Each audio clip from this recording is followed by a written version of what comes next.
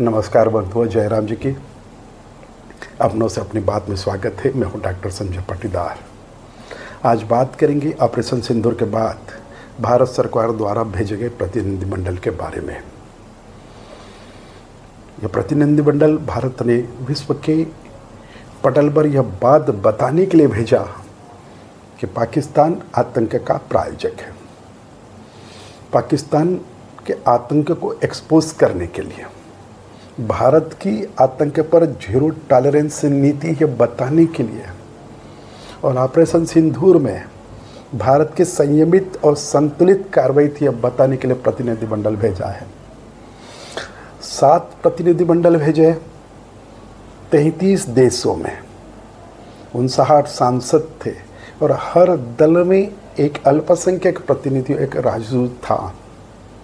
विपक्षी दलों ने इस प्रतिनिधिमंडल के साथ जाकर और अपनी बात पूरी दमदारी और मुस्तैदी के साथ रख करके बता दिया कि उनके लिए राष्ट्रहित सर्वोपरि है, दल से बड़ा देश है, भारत की एकता मजबूत है, राष्ट्र के प्रति जिम्मेदारी हर चीज़ से ऊपर है।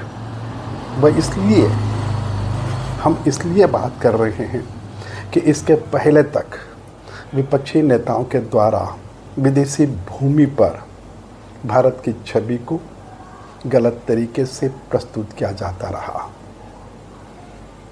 इस प्रतिनिधिमंडल में करीमोजी द्रमुक के नेता थी।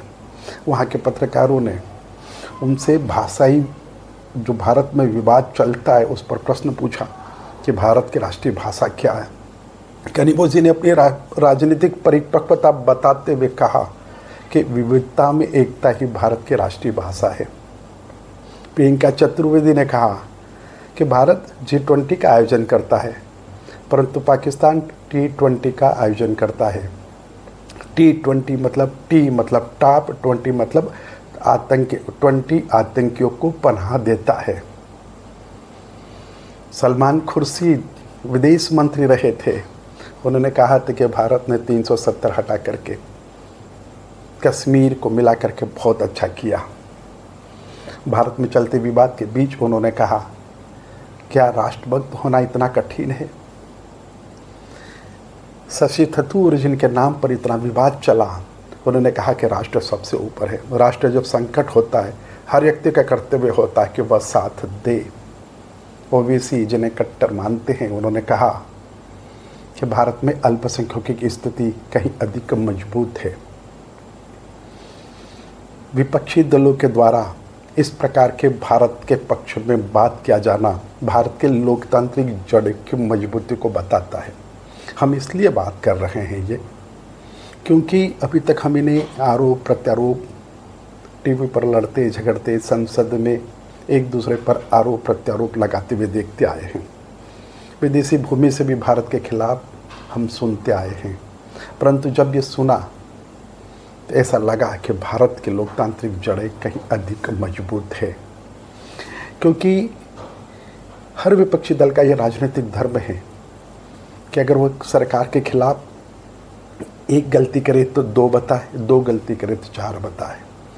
क्योंकि उनका राजनीतिक धर्म है। वो कोई गायत्री परिवार से या स्वाध्याय परिवार से या आर्ट ऑफ लिविंग से नहीं जुड़े हैं। उनका धर्म है। जैसे मोदी जी कहते हैं कि 24/7, ये भी उनका धर्म है कि 24/7 वे राजनीति करें, परंतु देश की सीमाओं के भीतर विदेशी भूमि पर भारत के पक्ष में बोलना भारत की प्रतिष्ठा को बढ़ाता है।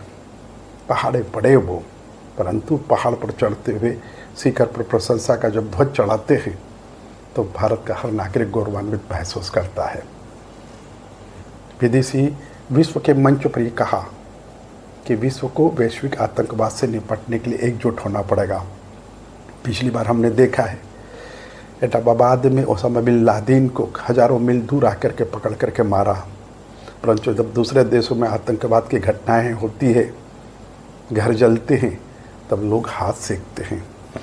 आतंक के वाद पर एक नीति और एक नियत होना चाहिए, तभी जाकर के विश्व से आतंक का सफाया होगा। विपक्षी नेताओं ने जिस प्रकार से मजबूती के साथ रखा है, उससे ऐसा लगा कि सेना और विदेश नीति को छोड़ करके खूब राजनीति करना चाहिए। जब विदेश की भूमि पर जाए तब विदेश नीति और सेना के बारे में और भारत की प्रतिष्ठा के बारे में हमेशा प्रशंसा करना चाहिए। तभी जाकर के भारत मजबूत होगा। क्योंकि पिछली बार भी जब अटल जी को प्रतिनिधिमंडल में भेजा था तो उन्होंने भारत की प्रशंसा की थी। जब तक हम प्रशंसा नहीं करेंगे, क्योंकि क्या है कि विपक्षी नेता के जो आका हैं, जो सलाहकार हैं, जो गुरु हैं सैम पित्रोदा जी, वो उन्हें भारत के खिलाफ कैसी राय देते हैं, जिसके कारण भारत की छवि बिगड़ती है और नेता के बयान को लेकर के चीन और पाकिस्तान उसको हथियार बना करके भारत के खिलाफ उपयोग करते हैं। परंतु इस बार जिस तरह से भारत के सभी दलों ने एकजुटता का परिचय दिया है, वो भारत की एकता को मजबूत करने का परिचायक है। हम अपने देश के भीतर खूब राजनीति करें, एक दूसरे के ऊपर छीटाकसी, आरोप प्रत्यारोप हमारा धर्म है। सत्ता के माध्यम से सत्ता को प्राप्त करने के लिए एक दूसरे की गलतियां निकालें, यही सच्चे लोकतंत्र की परिभाषा है, यही सच्चे लोकतंत्र के प्राण हैं। परंतु देश के सीमा के बाहर भारत के गौरव के लिए, भारत की प्रतिष्ठा के लिए हम सब जो कर सकते हैं वो करें। और इस बार प्रतिनिधिमंडल ने बाहर जाकर के भारत के एकता का जो परिचय दिया है वह काबिल तारीफ़ है। मोदी जी ने 100 सोनार के एक लोहार वाली कहावत बदल दी। विपक्षी नेता पिछले कई सालों से जंग लगे लोहार को पीटते आ रहे थे, परंतु मोदी जी ने एक सोनार की हल्की सी चोट से प्रतिनिधिमंडल को भेज करके भारत के स्वर्णिम भविष्य की आभा पूरी विश्व में फैला दी है। बहुत बहुत धन्यवाद।